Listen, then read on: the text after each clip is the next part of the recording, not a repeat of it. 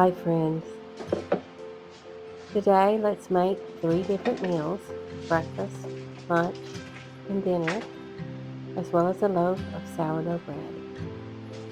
This morning I'm going to make sourdough waffles, a special treat, and I'll make enough for us to eat 2 mornings in a row.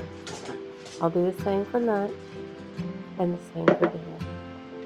I enjoy sourdough very much, although I don't cook it year round. It's much more of a warm weather meal food for us.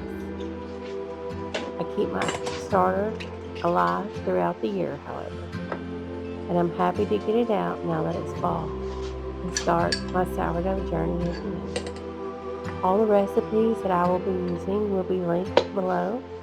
The sourdough waffles and sourdough bread are from Farmhouse on Boone, and the shrimp cocktail are from TikTok.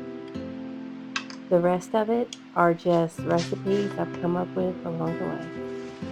I hope you enjoy this peaceful video and I can inspire you to cook from scratch healthy meals for your family as well. Take care.